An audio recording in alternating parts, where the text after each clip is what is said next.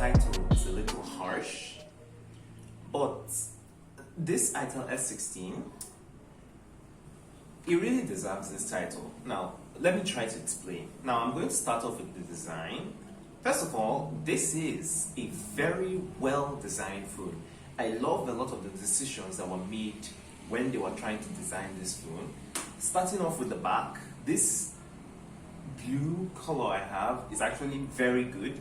It goes from blue to a sort of, I could almost say light, very, very light orange. I don't know what color that's actually called, but I actually like it. Now, if you also know me, you know I'm someone that doesn't like camera squares, but I can live with it.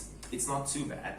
Now, when I say that it has a good design, I don't mean that it's a flawless design. I do have problems with this design.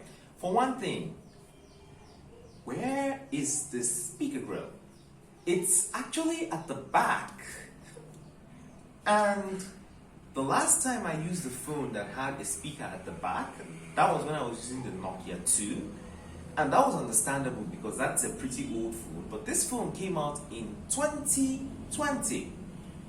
And having to always flip my phone on its screen every single time that I want to listen to music through the speakers is not exactly a very comforting thing to do, especially when I don't carry this with a screen protector. I carry it there, and I also don't carry it in a case, so there's no sort of elevation from whatever surface I'm on.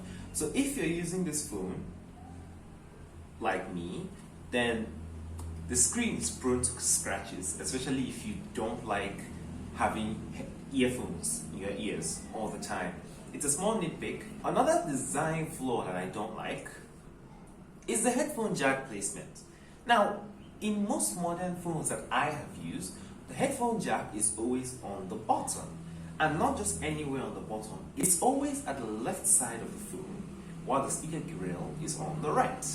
Now, if you're a normal person and you use your phone the normal way, that means that anytime you put your phone in landscape mode, your notch is always on the left, which means speaker grill is right up here at the space in between the charging port and, well, the speaker grill, which means that you don't have to worry about accidentally blocking the speaker, especially when you're gaming. But then that also means that you don't have to worry about the headphone jack because it's right underneath your finger.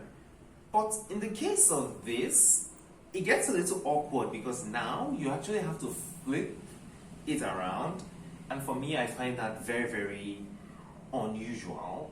And I don't like it, especially when you're charging. You can't just have two ports at two different sides. Like, iTel, very bad choice there. Aside these little nitpicks that I just made out, the phone's design is excellent. I've already talked about this very beautiful gradient finish. Like, it's an eye catcher. When I took this out in front of other people, they immediately were asking, what phone is that? What phone is that? Because this is a very eye-catching design. It's also very interesting. It's just a small thing I noticed, but this phone has the smallest notch out of any phone I have ever used. Like, it's literally so small that it doesn't fit into the space given to it for notifications. So here's a Redmi Note 8 with Facebook lights, and here's the iTel S16. Like, that is a very small notch, and I'm actually very surprised that iTel managed to do this. It's a small thing, but you did a good job, iTel. Now, the display is a 720p display, and aside that very small notch that I'm praising them for, iTel, the hell is this? This is a very large chin. It's not as large as the Infinix S4, but that is a lot of chin. Like, Jesus, what were you guys thinking? Like, it could have just been a little smaller, just a little bit smaller, and I wouldn't have actually complained. Speaking of smaller, the specs on this phone are quite underwhelming, and they don't seem actually worth the price, at least on paper. But how do they translate to real life? So first of all, the specs on this phone, it's 1 gigabyte of RAM and 16 gigabytes of internal storage. It's a 3G only phone, and it's running a Unisoc chip that I do not know its name. I'll get back to that in a minute. And it has a 4000 mAh power battery with a 10 watts charger, which is still micro USB. I touched briefly on the storage and RAM of this phone in my impressions video. I'll link that below. And I said that despite the fact this phone is running a light version of Android, how is it going to handle performance going 1, 2, 3 months down the road? I expected it to start to slow down at least 2 months in because of 1 gigabyte of RAM, of course. But then I actually was wrong. It was lagging straight out the box. So to do basic things like opening the app drawer, it would lag. To open apps, it would lag. To open the multitasker, it would lag. To even try to multitask, putting 2 apps on the same screen, it would lag heavily. To make things worse, the first time you put your Google account in and it begins to sync your contacts and your mails and everything, this phone builds up so much heat that it's sometimes almost unbearable, at least to me. And these things were happening straight out the box. It's not like it waited 2-3 days. Straight out the box, it was really lagging, and I could clearly tell the difference. Now, maybe it's because I'm spoiled using a phone like the Redmi Note 8 and the Humidigi F1 that I've had for a little while, but the performance of this is not good. And you're asking, okay, what is the cause of this? Because if you know Android phones, you know that it's not only the RAM that makes up the performance of the phone, it's also the chip. So I installed CPU-Z on this, and CPU-Z doesn't know this chipset. Basically, it just told me it's an ARM Cortex A7. And I'm like, okay, what's going on here? iTel tells us it's a Unisoc chip with a very, very long name. I mean, I don't even know how you expect someone to know that. Then I decided to give this chip the benefit of the doubt. I installed PUBG Lite on this. As anyone who watches my videos know, I love to game. I didn't try to put PUBG Mobile on this because, first of all, it's 16 gigabytes of internal storage. By the time I even tried to do basic stuff on this, storage is going to be full. So I put PUBG Mobile Lite on this, and I ran it for the first time. The default graphics settings were smooth and ultra, so that's 45 frames per second. And in your mind, you're going to say, that's pretty good, right? So that means you can at least game a little bit comfortably with this. About that too, okay, so hear me out here.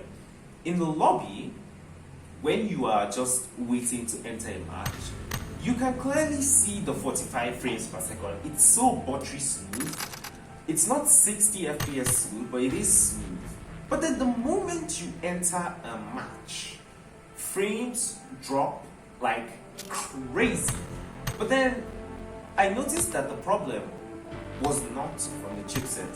It was actually from the fact that this phone is a 3G only phone.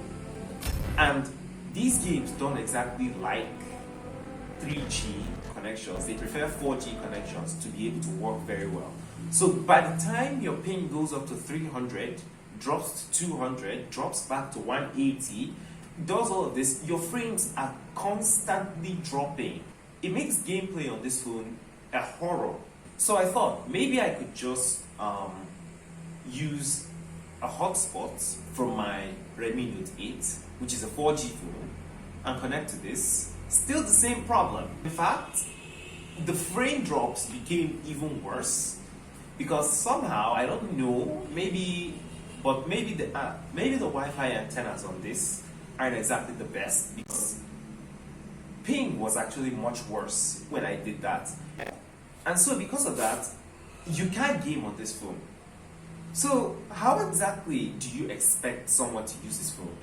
Basic tasks, it lags, you can't use it to game. I mean, if someone is going to use this as his main phone, he might as well just kill himself, because this isn't good. Now, I don't have any problems with iTel. Everyone knows that I actually adore iTel because of the fact that they always release pretty budget offerings. But this is not good. The performance on this is not good. Now, let me leave performance a little and talk about one of the strong suits on this phone, which is the camera. Now, this phone has a triple camera setup in the camera square. Taking pictures on this phone is a mixed bag. First of all, the performance of this phone still shows up here. So when you take a picture, it's not like you have to point, shoot, tap the button and just move away immediately. If you do that, you get a blurry image. You have to take a picture and hold your phone still for at least 1 to 2 seconds to ensure that the sensor actually grabs a still perfect shot. Okay, that would be a bit of a problem if you're coming from a faster phone, but it's something you can get used to. So how do these camera shots perform after making you wait that long to take a picture? Right off the bat, they're very good. So dynamic range on the main camera is actually pretty good. One of the issues I have with it is that it totally obliterates shadows. So in this picture here, you can notice that it's trying its best to keep the brightest areas of the sky decently lit. But then if you notice the shadows are so black. It's unreal. That wasn't how it looked in real life. To some people, this is actually fine. It's pleasing to the eye, that's true. But if you look at it from a realistic standpoint, this isn't how the picture is, and it's not exactly representing it. Now, maybe this is just a personal thing from me. Of course, if you don't like it, you can just take it into a photo editor and problem solved. But like I keep saying in many of my videos, the average consumer doesn't want to do that. So this is something that you'll definitely notice. Now, the iTel S16 is called the S16 because it's supposed to be good for taking selfies. So how do selfies on this phone do? Now, if you're in ideal lighting conditions, the selfies are excellent. Take it from me, these selfies are some of the best that you'll find for this price range. There's a lot of detail, it's not over sharpened, the colors are spot on, even contrast is pretty good. But then, all of these things only apply when you are in ideal conditions and when you don't zoom into your shots. The moment you zoom into your shots, you may notice some smoothing on the skin, but hey, it's not bad. This is actually very, very good for the price. But then when you switch to unideal lighting conditions, you may notice some skin smoothing and some overblown highlights. As a camera phone, this is pretty good. All you just have to do is deal with that 1 to 2 second delay when you're taking pictures. So now I've talked about this phone, and to some people have already locked their minds against this phone. There's no how on earth I'm going to get this kind of phone with that kind of horrible performance. And there are some people who are saying, maybe I can manage this as a second phone, a secondary phone that I can use from time to time. That was how I was using this phone, as a secondary phone. And even as a secondary phone, I could still notice all of these things. So probably, it still isn't ideal for secondary use. So if you ask me, should you get this phone? I have to be honest, don't buy it. It's not good enough. It's not worth it for the price. Thanks for watching. I'll catch you in the next video. See ya.